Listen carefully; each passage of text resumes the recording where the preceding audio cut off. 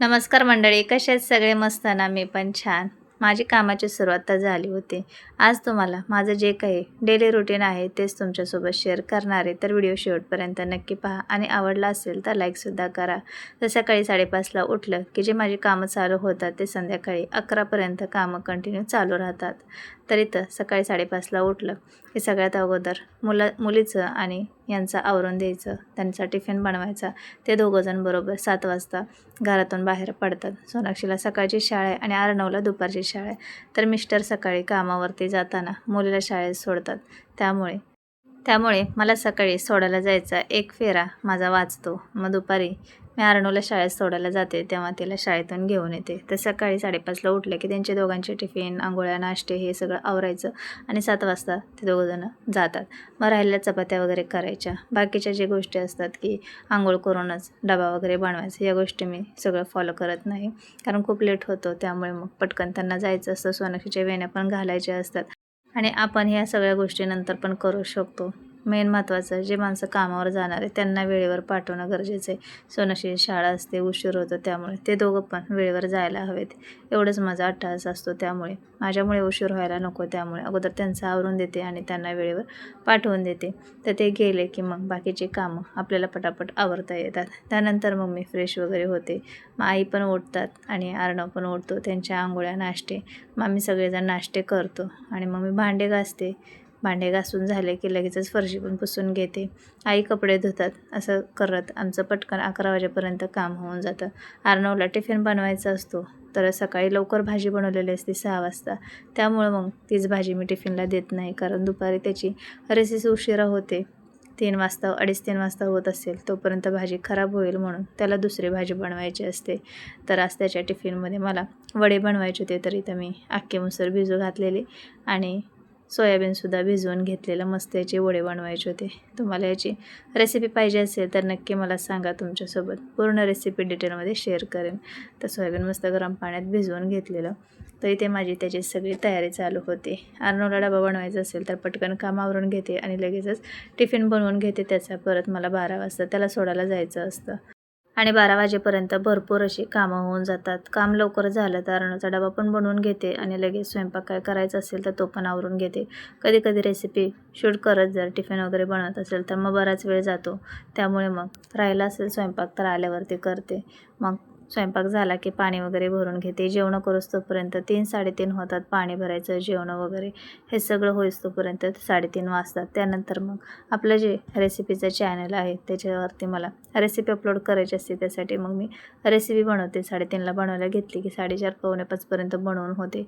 परत त्याचं एडिटिंग असतं, व्हॉइस ओव्हर असतं, यात पण बराच वेळ जातो. मग तो व्हिडिओ अपलोड करायचा आणि हे सगळं दिवसभराचं काम करत करत आपल्या या चॅनलवरती सुद्धा व्हिडिओ अपलोड करायचे असते. त्याचंसुद्धा मी अधूनमधून व्हिडिओ बनवत असते. त्यामुळे आणखीनच जरा जास्त उशीर लागतो. याचं पण मग एडिट करणं, व्हॉइस ओव्हर करणं आलं. त्यामुळे 5-5:30 तर मला होतात. तर 5:30ला परत अर्णवला शाळेत आणायला जायचं असतं. त्याची 5:45ला शाळा सुटते. असं हे सगळं करण्यात माझा पूर्ण दिवस निघून जातो. त्यानंतर 6:30ला घरी आलं की आम्ही आलो की थोड्या वेळाने लगेच अर्णवचे पप्पा पण येतात. मग चहा-पाणी करायचं, सगळ्यांचे नाश्ते वगैरे होतात आणि लगेच स्वयंपाकाला लागायचं. परत संध्याकाळचं आपलं रुटीन चालू होतं. संध्याकाळी स्वयंपाक वगैरे करायचा, तोपर्यंत 8:30 वाजतात.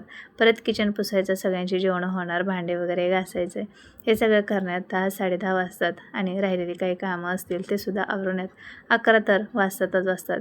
कधी कधी शेंगदाण्याचा कूट बनवून ठेवायचा असतो, भाजीची काही तयारी करायची असते. ते सगळं करायला खूप उशीर होतो. तर असं इथं मी मस्त असे सोयाबीन आणि लाल मसूरचे वडे बनवून घेतले होते. खूप छान झाले होते. तर असंच माझं पूर्ण दिवसाचं रुटीन असतं. तर आता इथं मला दळण करायचं होतं. गव्हाचं पीठ संपलं होतं, त्याचंच मला दळण करायचं होतं आणि मी गावाला गेले त्यावेळेस आईंनी दळण केलं होतं. तर जे आपण गहू मोजायचं माप वगैरे केलेलं असतं तेच मला सापडत नव्हतं. तेच मी शोधत होते आणि व्हिडिओ चालूच होता आणि आज त्यात पाणी आलं नव्हतं. तर हा व्हिडिओ मी काल बनवून ठेवला होता, आज अपलोड केला आहे. तर तुम्हाला बेडखाली मोठा टोप वगैरे दिसत असेल तर मोठे टाके, त्याच्यावरती हा टोप भरून ठेवत असते. तर पाणी आज येणार नव्हतं, संध्याकाळी येईल. बरेच वेळेस असं होतं की बाकीच्या ठिकाणी पाणी नसतं पण आम्हाला पाणी हमखास येतं, संध्याकाळी का होईना येतच येतं पाणी. त्यामुळे पाण्याचं काही टेन्शन नाही. पण वेळच्या वेळी भरलं तर मग जिथल्या तिथे वस्तू राहतात, भांडी वगैरे आपल्याला भरून ठेवतात. पाणी भरलं की घरात कसं सगळं व्यवस्थित वाटतं. आणि पाणी नसेल ना, काय काम करायचं आणि काय नाही, काही सुचत नाही. कितीही कामं आवरली तर असं वाटतं काहीतरी राहिलं आहे. त्यामुळे पाणी भरलं की सगळी कामं झाल्यासारखी वाटतात. आणि पाणी उद्या येणार नाही ह्या आदल्या दिवशीच आम्हाला माहिती पडलं होतं. त्यामुळे संध्याकाळी परत पाणी भरून घेतलं. त्यामुळे आज पाणी तर होतं, पण म्हटलं नाही झालं तर प्रॉब्लेम व्हायला नको. त्यामुळे संध्याकाळी भरलेलं. पण दिवसभर पाणी उन्हाळ्यामध्ये किती संपून जातं ना. तर संध्याकाळी आलं पाणी आणि मग रात्री परत पाणी भरलं. दिवसभर तर पाणी नव्हतंच, तसंच पुरवून पुरवून वापरलं. आणि बरेच वेळेस असं होतं की कधी कधी पाणी येत पण नाही कुठं कुठं, पण आम्हाला तसं अजिबात प्रॉब्लेम नाही. 24 तास पाणी, त्यामुळे काही टेन्शन वाटत नाही. पाणी नसलं ना खरंच खूप प्रॉब्लेम होतात. पाणी आहे तर सगळं आहे, हो की नाही. आणि इथं मी दळण करत होते. आता गावाला गेलो होतो तेव्हा मग मी दळण करायला बसलेले. त्यावेळेस मी, माझ्या बहिणी आम्ही सगळ्यांनी मिळून दळण वगैरे केलं होतं. त्याचीच मला आठवण झाली ते. आणि मुंबईला कसं दळणामध्ये काही खडे वगैरे नसतात, क्लीन असतात गहू, त्याच्यामध्ये काहीच कचरा नसतो. चाळणीनं चाळून दिलं तरीसुद्धा होऊन जातं. आणि गावाला कसं मातीचे खडे वगैरे असतात, त्यामुळे दळण करायला पण भारी वाटतं. आणि मातीचे खडे पण आम्ही खायचो. खमंग एकदम मातीचे रानातले ते खडे लागतात, छान वाटतात खायला, एकदम भारी लागतात चवीला. आणि ही खरी मजा गावालाच आहे बरं का. तुम्ही असे कधी मातीचे खडे खाल्लेत का दळण करताना? नक्की कमेंटमध्ये सांगा. गावचे तर सगळेच खातात. दळण करता करता 1-2 खडे तर तोंडात टाकतातच टाकतात. बरोबर आहे की नाही? तर असं इथं मी दळण वगैरे करून घेतलं. एकीकडे भात पण लावलेला, भात करायचा बाकी होता. शाळेतून आले की लगेचच दळण करत बसले. म्हटलं परत खूप उशीर होतो आणि मग एकदा का कामाला उशीर झाला तर पूर्ण दिवस कामातच निघून जातो.